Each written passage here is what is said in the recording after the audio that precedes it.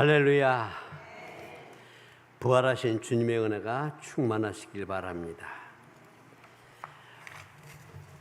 우리 목사님이 6월달 기본으로 돌아가자고 설교를 하시기에 저도 기본으로 돌아가려고 합니다. 아주 기본으로 가려고 합니다. 혹시 여러분 중에 오늘 설교를 들으시면서 뭐 저렇게 쉬운 거래 하시는 분이 있으면 감사하겠습니다. 왜 예수 믿으세요? 한번 생각을 해보세요. 날씨도 좋고 놀러 갈 때도 많은데 오전에 설교를 듣고 또 오후에 이렇게 앉아가지고 내 왜가 이렇게 하는 이유가 뭘까요?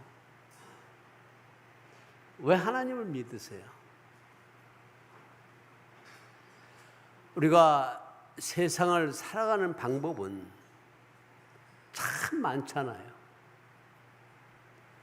마음의 평안만을 원한다면은 기독교보다 오히려 절에 가는 게 더 나아요.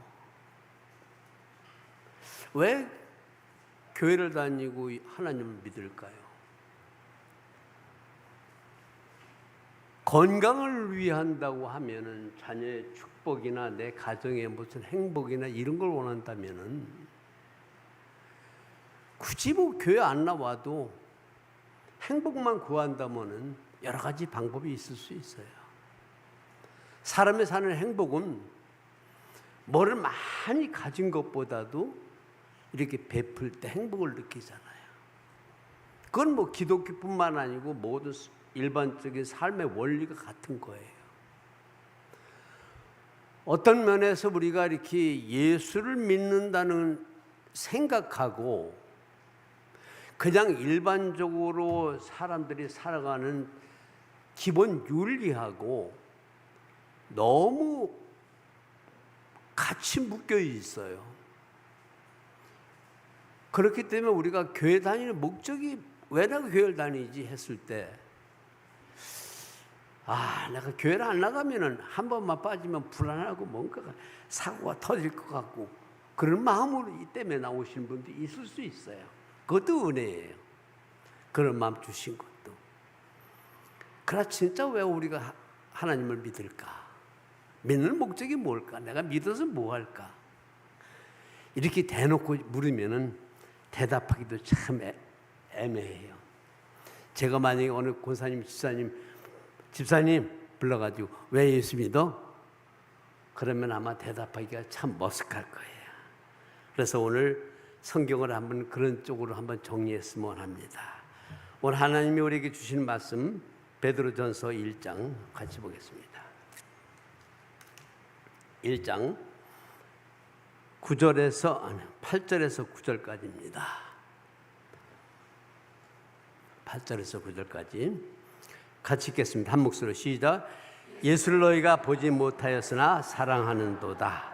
이제도 보지 못하나 믿고 말할 수 없는 영광스러운 즐거움으로 기뻐하니 믿음의 결국 곧 영혼의 구원을 받음이라. 오늘 성경을 이렇게 베드로서 보니까 예수를 믿고 하나님을 믿는 목적을 우리가 성경 전체에서 하나로 규정할 수는 없어요.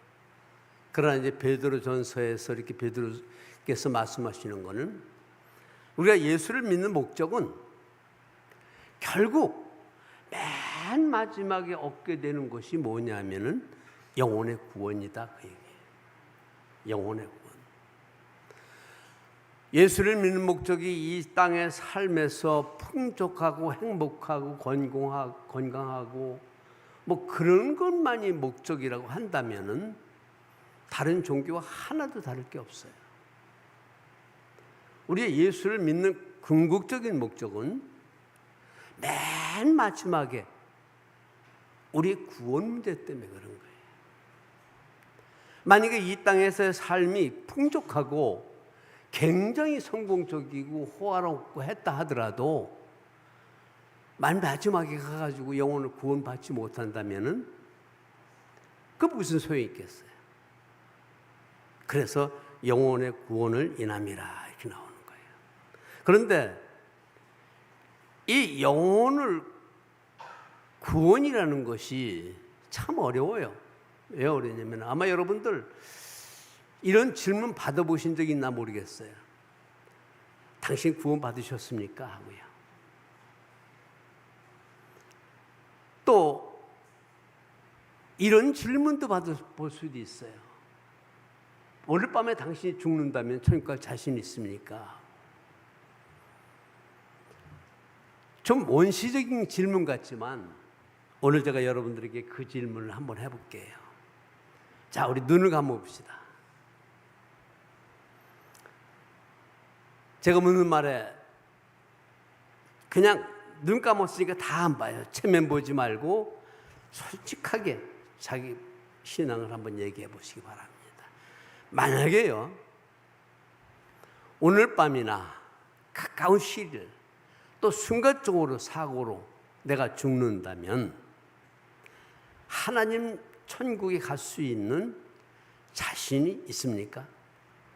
확신이 있어요. 있는 분은 살짝 손을 들어 표시해 줘 보세요. 네, 내려주세요. 잘 모르겠다. 갈 수 있는지 없는지. 갈 것도 같고 왜 갈 모르지. 아리까리 한번 손 살짝 표시해 보세요. 네, 감사합니다. 눈 뜨세요.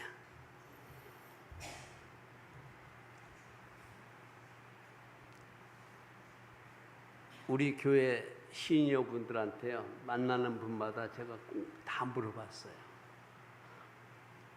천국 갈 자신이 있으세요? 이렇게요.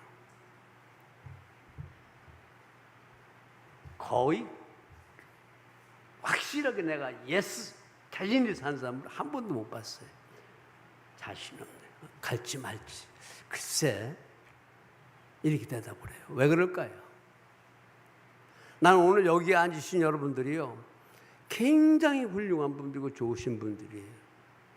너무 소중하고 너무 은혜스러워요. 나이가 젊어서 예수를 믿으면은 이해할 수 있고 받아들일 수 있고 판단할 수가 있어요. 근데 나이가 아주 많아서 교회를 다니기 시작하고 예수를 믿으면은 이 복음이 내 속에 들어오질 않아요.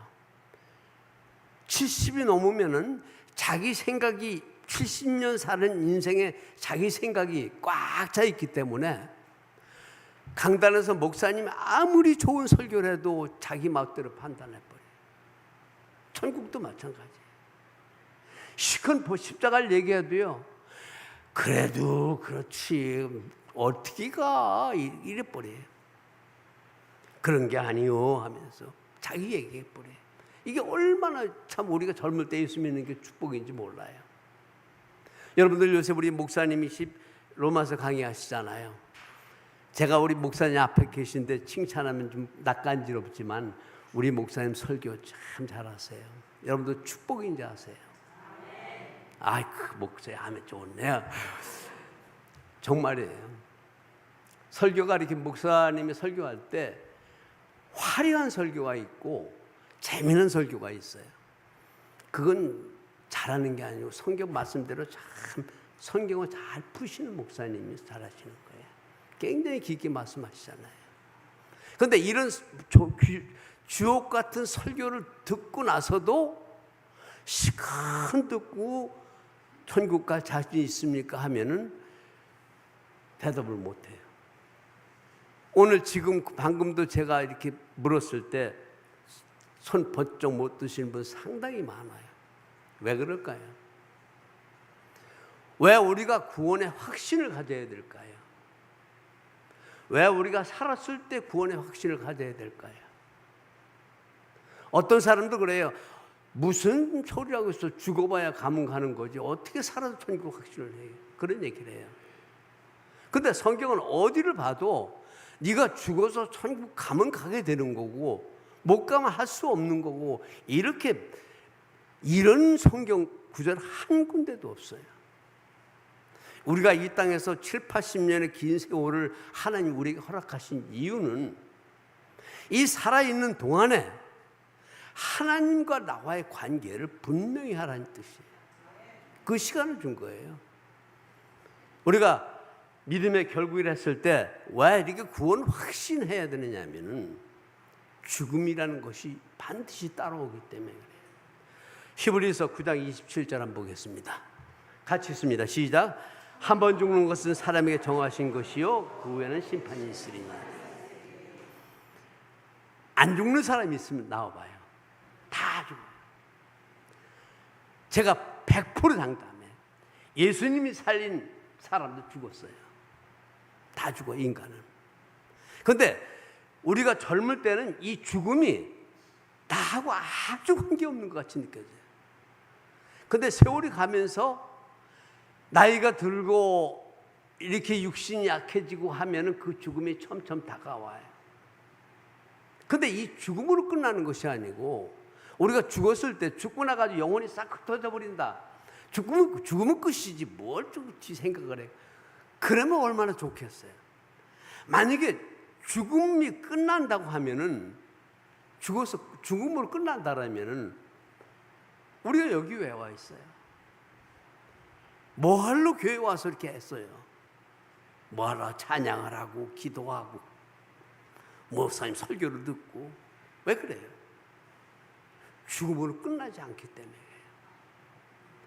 성경에 보면은 사람이 한 번 죽는 것은 정해진 것이요 그 후에는 심판이 있으리. 반드시 심판이 있어요. 뭐에 대한 심판일까요?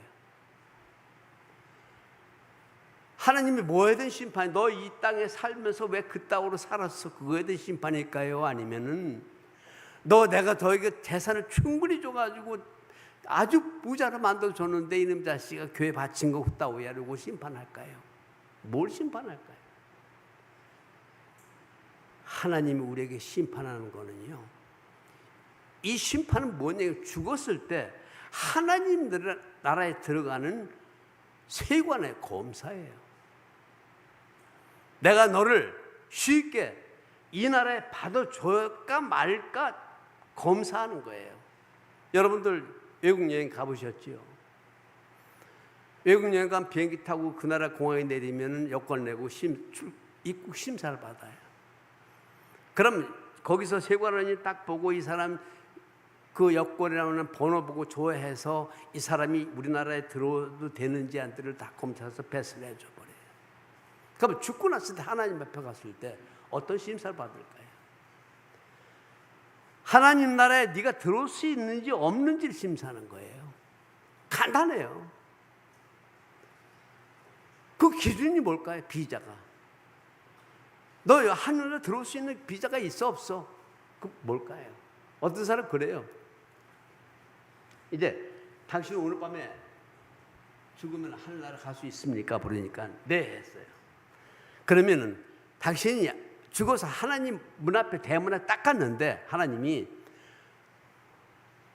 나 너 몰라. 그러면 어떻게 할 거예요? 그러면 거의 90% 입이 딱 막혀버려요. 아, 하나님 모른다면 내가 어떻게 해? 이래버려요. 이건 확신이 아니에요. 하나님이 만약에 내가 예수를 믿는데 그렇게 묻는다면은 질문 자체가 아주 잘못된 거예요. 하나님이 우리에게 심판하는 건 뭐냐면, 판단하는 건 뭐냐면 네가 하나님의 자녀냐 아니냐 그 구분이에요. 하늘나라는 누가 가요? 여러 가지 표현을 할 수 있지만 하나님 자녀가 들어가는 곳이에요.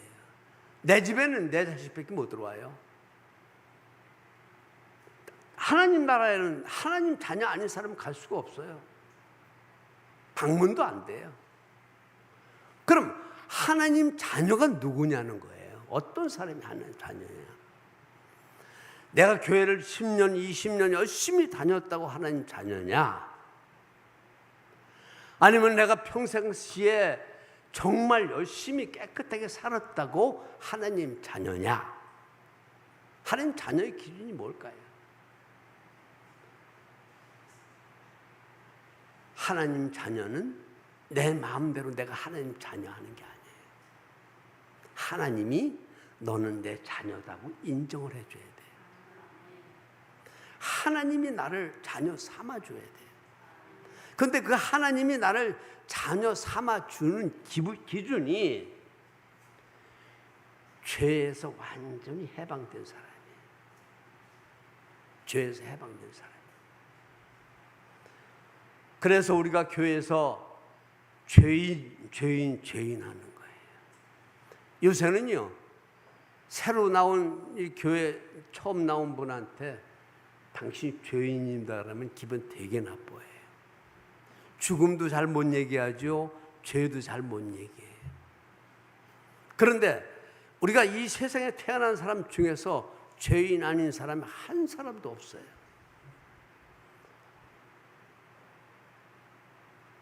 여러분 생각해 보세요. 우리가 죄를 지어서 죄인일까요? 죄인이기 때문에 죄를 지을까요? 죄인이기 때문에 죄를 져요. 사람이 태어나면서 몇 살 때부터 죄를 짓기 시작할 것 같아요? 몇 살 때?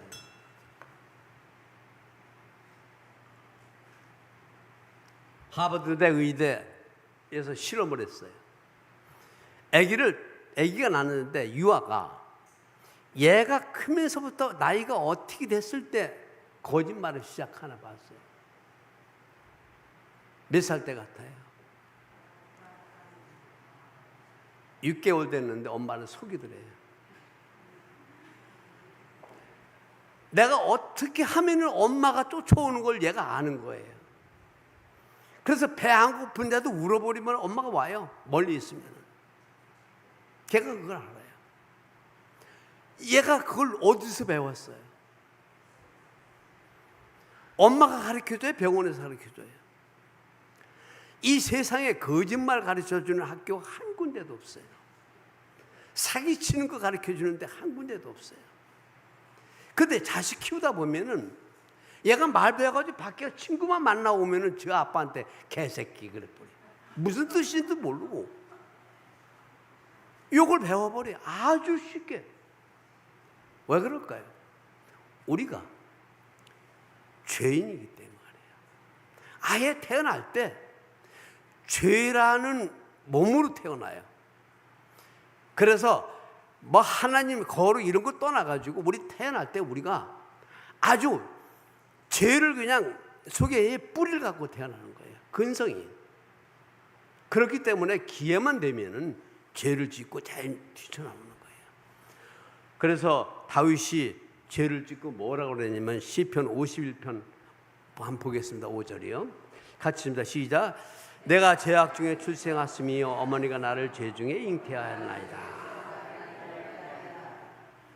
참 이거 방법이 없어요. 이거를 해결하려고 하는 것이 종교예요. 꼭 기독교만 우리가 뭐 다른 종교보다 우월해가지고 다른 종교 그런 거 없고 우리만 죄하는 거 아니에요. 모든 종교가 다 이 근본적 죄 때문에 매달리는 거예요. 다 보면. 그런데 이 죄 문제를 해결할 수 있는 사람이 없어요. 이걸 해결할 수 있는 사람이 있으면 하나로 해결할 수 있는 그 사람이 신이에요. 내가 해결할 수도 없고 해결할 방법도 없고 어떤 길도 없어요. 우리가 사회에서 길 가다가 교통법규를 범한다든지 아니면 실수를 해서 어떤 사고를 낸다든지 했을 때는 그 죄값을 내가 받으면 끝나버려요. 근데 그것도 나 혼자 갚아놓고 됐어 하는 게 아니라 상대방이 됐어 해야 죄가 끝나는 거예요. 우리 살면서 죄라는 것은 뭐냐면은 나 혼자 내가 기도하고 회개하고 일주일 동안에 밖에서 죄를 짓고 교회 와가지고 통곡으로 기도를 해요. 하나님 내가 왜 이러는지 모르겠습니다. 내가 이런지 몰라요 하면서 기도하고 참 해결됐을까요? 아니요. 하나님이 됐다 해야 된 거예요. 내가 아무리 한 달 내내 통곡을 하고 외쳐도 소용없어요. 하나님이 됐다 하면 끝나요. 우리 죄는 반드시 나 말고 다른 사람이 뭔가가 누가 이렇게 처리를 해줘야 해결할 수가 있어요. 우리 죄는 내 스스로 해결할 수가 없어요. 그래서 성경이 뭐라냐면은 로마서 3장 2절 한번 같이 읽어보겠습니다. 로마서 3장 2절 같이 읽겠습니다. 시작. 그러므로 율법의 행위로 그의 앞에 의롭다 하심을 얻을 육체가 없나니 율법은 죄를 깨달음이라. 뭐를 지켜가지고 죄가 해결되는 건 하나도 할 수가 없어요. 혹시 여러분 중에서요, 내가 이번 주에 교회 안 나가고 엉뚱한 데 놀러 가가지고 신나게 마음에 끌리는 짓을 했으니까 마음이 괴로워요. 다음 주 교회 가서 열심히 찬양하고 기도하고 봉사해야지. 그럼 죄가 싹 없어질 거야. 이 기대하는 분이 있으면은요, 그렇게 생각 틀린 건 아니에요. 당연히 나와서 그렇게 해야 돼요. 하지만 그렇다가 죄가 없어지지 않아요. 그렇게 하면 할수록 우리의 양심이 자꾸 죄가 생각나 버려요. 자꾸. 이것이 성경에서 얘기하는 율법이라는 거예요. 뭐를 지켜라 하는 건 죄가 생각나면 안 되는 거예요. 어떤 방법으로 우리 죄를 해결할 길이 없어요. 그래서 성경에서 얘기하는 것이 뭐냐면은 죄물이에요. 여러분 잘 보세요. 기독교뿐만 아니에요. 모든 종교가 자신의 과오와 허물과 실수를 덮기 위해서 반드시 죄물을 필요해요. 반드시. 불교도 그렇고 어떤 이든지 다 죄물이 필요해요. 어떤 죄물. 이것이 왜 그러냐면은 인간 속성상 자기의 잘못을 씻기 위해서 하는 거예요. 어떤 방법으로도 할 수가 없어요. 아침에 이제 목사님이 설교하실 때 우리 그 마틴 루터의 5가지 개혁을 얘기하셨잖아요. 로마에 가보면요, 베드로 성당이 있어요. 굉장히 큽니다. 베드로 성당 가면요, 그 앞에 가보신 줄 알겠지만 베드로 동상이 있어요. 동으로 만든 베드로 좌상이 이렇게 앉았어요. 발등이요, 매질매질. 베드로 발을 만지면은 뭐가 생긴대요. 아들이 낳고 뭐 어쩌고 소원이 이렇다. 만져 정동이 그냥 매질매질해. 근데 그 베드로 성당을 누가 지었냐면 교황이 지었어요. 얼마나 크게 지었던지 지으려니까 돈이 없잖아요. 그러니까 어떻게 했겠어요? 천주교에서 팔았어요. 너 돈을 100만 원 내면 네 죄를 100만 원어치 사해 주겠다. 그래서 면죄부를 파는 거예요. 그렇게 해가지고 면죄부를 팔아서 지은 게 그 베드로 성당이에요. 여러분도 성당 가보셔야 한번. 저는 여러분과 자주 가요. 지금도 가고. 성당 가면 이렇게 앞쪽에 칸막이가 있고 방이 있어요. 그러면 주일 되면 이렇게 신부가 나오는 시간 정해져 있어요. 파란불이 딱 있으면 신부가 와서 앉는 것, 아무도 없는 거 보여요. 딱 들어가서 앉아가지고 이쪽 신부한테 자기 고백을 해요. 신부님, 나 지난주에 어떤 잘못을 했습니다. 그럼 그걸 다 듣고 신부가 뭐라냐면 네 죄를 용서하노라. 그러면 아멘 하고 성우 웃고 나와요. 용서된 거예요. 용서됐을까요? 알코올 클리닉이, 알코올 치유센터가 어디서부터 시작되는 중독센터가 천주교예요. 신부들이 장가는 안 가고 성찬을 하다 보니까 남는 게 포도주예요. 지금도 신부들은 저녁마다 미사 끝나면 술 자유롭게 마셔요. 성도들하고 건하게 마시고 노래방도 가고 그래요. 그래놓고 앉아가지고 옆에 와가지고 죄를 졌습니다 하면 네 죄를 용서하노라 딱 그래버려. 거룩하게. 용서될까요? 그 사람의 죄는 어떡하고요? 사람의 우리 죄의 근본을 한 가지 행위죄로 실수한 것은 그 사회법에 따라서 벌금을 낸다든지 판결을 받아서 처리하면 깨끗이 끝나지만 우리 속에 들어있는 근본적으로 죄를 지을 수밖에 없고 하나님을 거부하는 상태로 태어난 우리는 어떤 것으로 해결할 방법이 없어요. 그걸 해결할 수 있는 방법은요, 인간도 아니에요. 오직 하나님이에요. 사람의 죄를 해결할 수 있는 것은 이 세상에 어떤 죄물로도 안 되고 하나님만 해결할 수 있는 거예요. 하나님이 해결하지 못하면은 그 죄는 없어지지 않아요. 그래서 하나님이 우리 죄를 해결하시기 위해 가지고 구약 시대는 제물이라는 걸 사용을 했어요. 양이나 염소를. 근데 양이나 염소를 가지고 잡아서 피를 뿌려 가지고 제단에 뿌리면 그 죄가 용서됐는데 죄를 한두 번 져야죠. 매번 그럴 수도 없잖아요. 인류가 몇 명이에요? 그 죄를 다 감당 어떻게 할 거예요? 그래서 하나님이 선택하신 것이 자신이에요. 우리가 예수가 십자가에 죽으셨다는 이 사실은요, 그냥 대충 십자가가 아니에요. 하나님이 지신 거예요.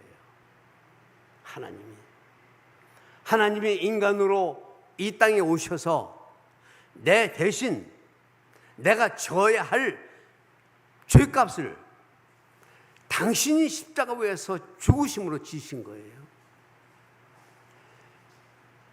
만약에 십자가 위에서 베드로를 처형했다면 베드로가 내 죄를 해결할 수 없어요. 사도 바울도 못해요. 어느 누구도 안 돼요. 하나님 자신 지신 거예요. 그렇기 때문에 우리가 그걸 쳐다보는 순간에 우리는 죄사함 받는 거예요. 그래서 그분 하나님이 예수를 이 땅에 보내신 거예요. 예수가 누구냐면요, 그냥 하나님의 아들 그게 아니에요. 예수 이름이 뭘까요? 마태복음 1장 21절 보겠습니다. 시작. 이름을 예수라 하라. 이는 그가 자기 백성을 올 때부터 아예 예수님은 이 땅에 올 때부터 목적이 우리 죄 때문에 오신 거예요. 다른 목적 하나도 없어요. 우리 죄 때문에 오신 거예요. 제자들 뽑으러 오신 것도 아니고요. 우리 죄 때문에 오신 거예요. 내 죄 때문에. 그래가지고 예수님이 오셨어요. 그리고 예수님이 십자가에 달리셔서 죽으셨어요. 요한복음 19장 30절 같이 보겠습니다. 요한복음 19장 30절 같이 했습니다. 시작. 예수께서 신 포도를 받으신 후에 이르시되 다 이루었다 하시고 머리를 숙이니 영원히 떠나가시니라. 뭐를 다 이뤘을까요? 오신 목적을 다 이뤘다는 얘기잖아요. 그 당시에 아람어로 예수님이 한 말은 테텔레스타이라는 말이에요. 언어예요. 이 뜻은 우리하고 조금 달라요. 다 갚았다는 뜻이에요. 십자가 위에서 예수님이 마지막 숨을 거두면서 내가 다 갚았다, 너들 죄값을, 이러고 돌아가신 거예요. 이거를 내가 받아들이면 하나님의 자녀가 되는 권세를 나한테 주시는 거예요. 자, 우리 한번 이제부터 본론으로 들어가겠습니다. 누가복음 23장을 보겠습니다.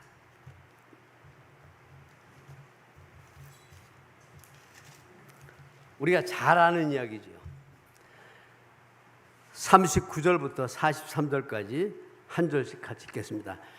달리는 행악자 중 하나는 비방하여 이르되 내가 그리스도가 아니냐, 너와 우리를 구원하라 하되, 하나는 그 사람을 꾸짖어 이르되 내가 동일한 정죄를 받고서도 하나님을 두려워하지 아니하느냐. 우리는 우리가 행한 일에 상당한 보응을 받는 것이니 이에 당연하거니와 이 사람이 행한 것은 옳지 않은 것이 없느니라고. 이르되 예수여, 당신의 나라에 임하실 때 나를 기억하소서 하니, 예수께서 이르시되 내가 진실로 내게 이르노니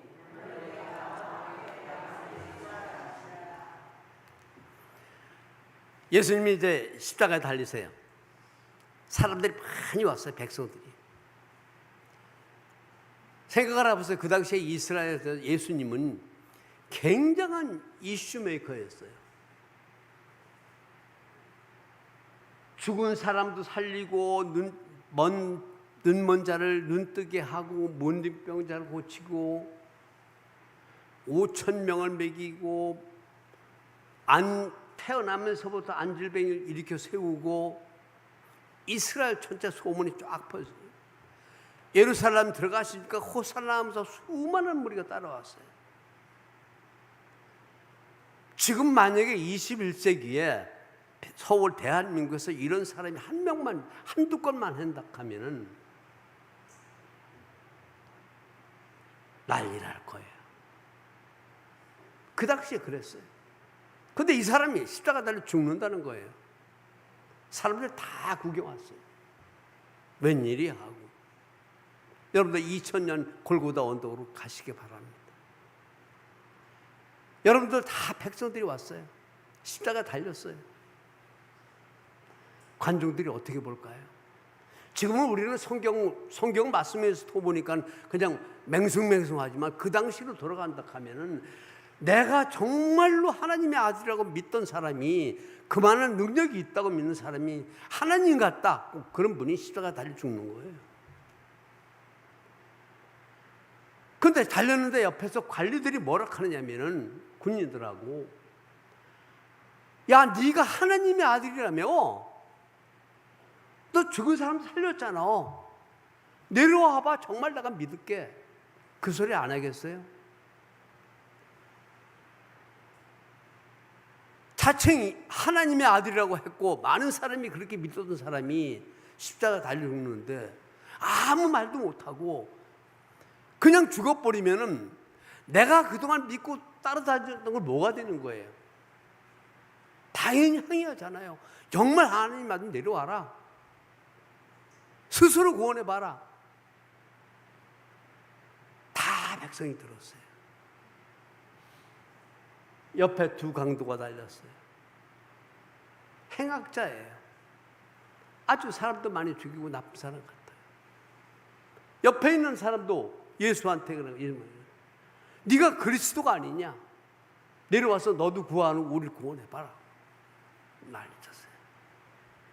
그런데 옆에 있는 한 행악자 뭐라고 해요? 이 사람을 야단을 쳐버려요. 너와 우리는 행한 대로 받는 것이 마땅하지만 이분은 죄가 없다. 그리고 나서 뭐라 그래요? 예수여, 당신의 나라에 임할 때 나를 기억하소서.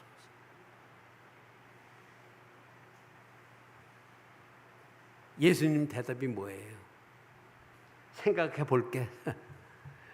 너 진짜 반성했는지 한번 써봐. 너 다시 그 짓 안 한다는 보장이 있어? 어떤 물도 안 먹었어요. 즉시 오늘 내가 나와 함께 낙원에 있으리라. 우리가 예수를 믿는데 하늘나라 가고 하나님 앞에 가고 안 가고 조건은요, 신학적으로 성경을 해석하면서 이렇게 살아야 한다 뭐니 얘기하지만 가장 기본적인 거는 내가 예수님을 내 구주로 믿고 나를 의뢰하고 거기서 끝나버려요. 그거면 다른 것도 아무 소용없어요. 예수님이 너 왜 그렇게 사고를 저질렀어 어쩌다가 정상 참작을 해줄게 묻지도 않고요. 너 내보내면 다시 교회 가서 어떻게 생활할 거야 묻지도 않고요.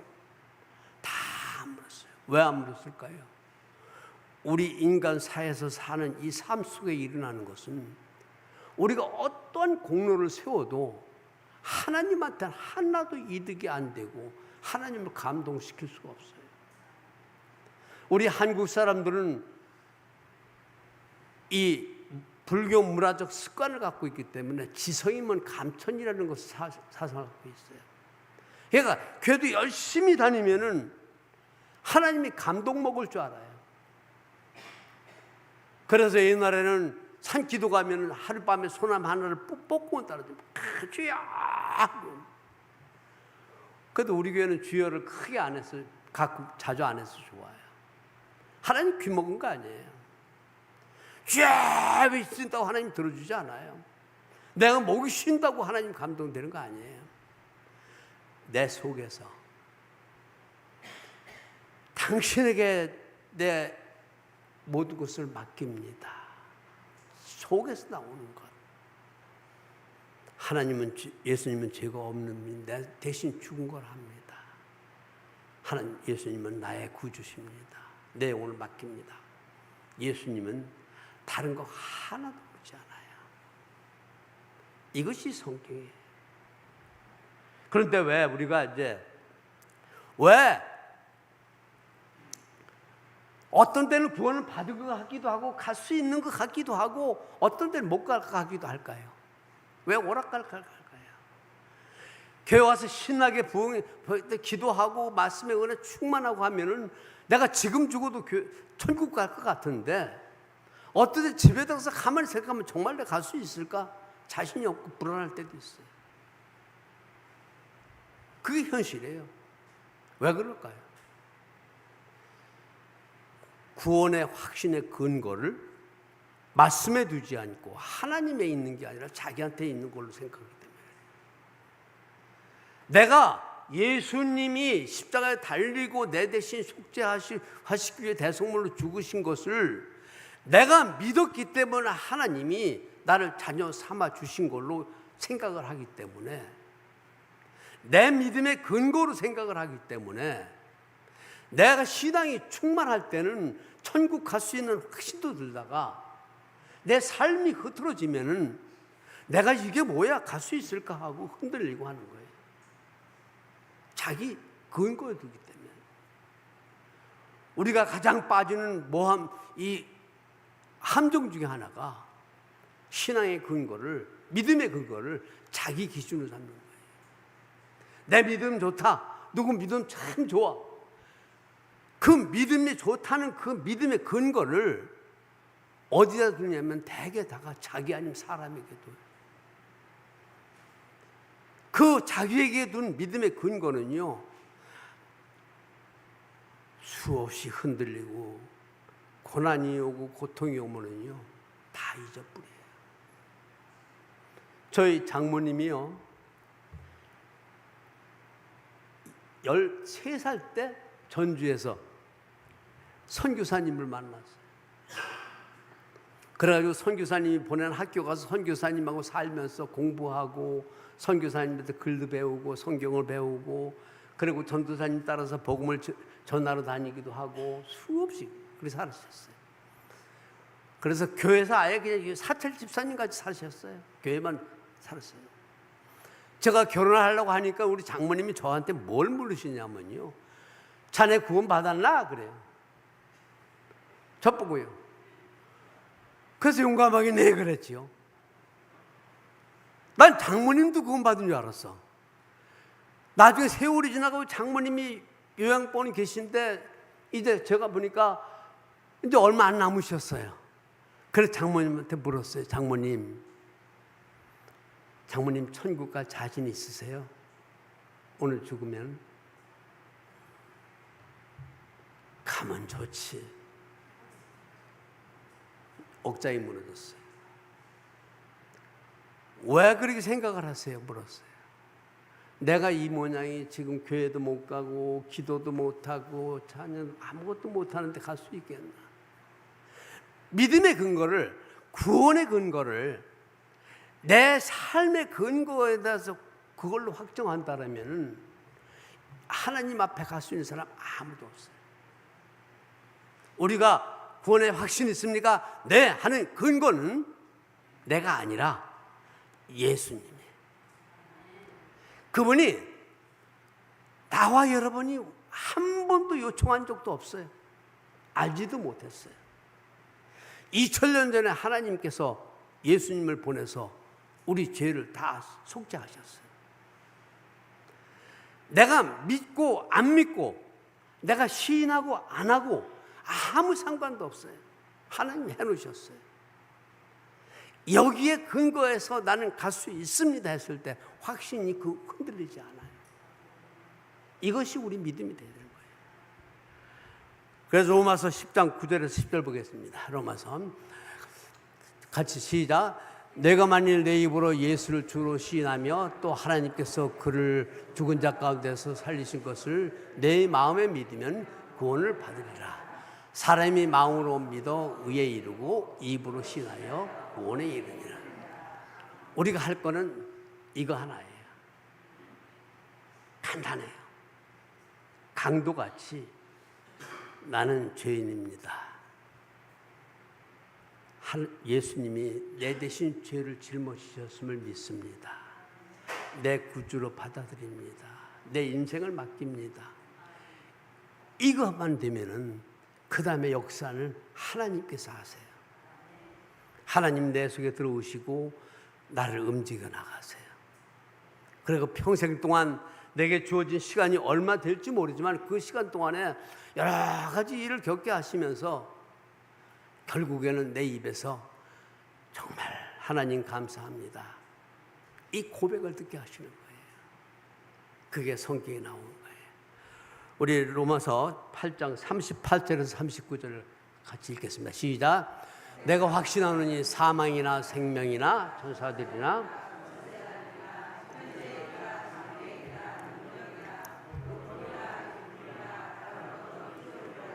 우리를 우리 주 그리스도 예수 안에 있는 하나님 사랑에서 끊을 수 없으리라. 우리 용감한 거는, 이 확신한 거는 내 확신이 아니에요. 성경, 하나님의 선언, 약속, 다른 사람이 한 게 아니고 하나님이 하신 말씀, 어떤 것도 너와 나 사이를 끊어놓을 수 없다는 이 확실한 이 말씀이 내 믿음의 근거가 되고 내 확신의 근거가 됩니다. 여러분 중에 내가 천국 갈 수 있을지 없을지 아리송한 분들, 자기 믿음의 근거를 두지 마세요. 하루 교회 빠져도 괜찮아요. 그렇다고 빠지는 거 아니고, 살다 보면 실수할 수도 있어요. 다 겪어요. 아까 목사님 말씀하셨죠. 선한 사람, 착한 사람 없다고요. 착한 사람은, 선한 사람은 하나도 없어요. 실수할 수 있고, 다 살다 보면은 사업하는 분은 정말로 말 못할 엉뚱한 짓도 할 때도 있고요. 그러나 그것 때문에 하나님과 나와 사이에 멀어진다, 가까워진다 이렇게 판단을 하지 마세요. 나만 변덕스럽게 왔다 갔다 하는 거지, 하나님은 가만히 계세요. 한 번도 변한 적 없어요. 변한 적도 없고 변하실 수도 없고요. 이게 하나님의 약속이에요. 이 약속을 내가 주체는 하나님이라는 걸 내가 인정하고 믿으면은 우리 삶 속에서, 긴 여정 속에서 믿음이 왔다 갔다 하지 않아요. 어떤 어려움이 와도 하나님을 신뢰하는 거예요. 이게 믿음이에요. 믿음은 어떤 사람들 그래요. 내가 하나님 음성을 들었는데 뭐 기도하는데 그냥 불이 번쩍하더니 뭐 조금 다 좋아요. 있을 수 있어요. 어떤 분은 방언도 참 잘해요. 할 수 있어요. 그런 것들이 아무리 있다 해도 그것이 하나님 말씀만큼 견고하지 않아요. 하나님 말씀이에요. 말씀 믿으세요. 약속하시다. 이걸 믿고 우리 삶 속에서 당당하게 아주 힘있게 그렇게 사시는 여러분들 되시기를 바랍니다. 잠시 기도하겠습니다.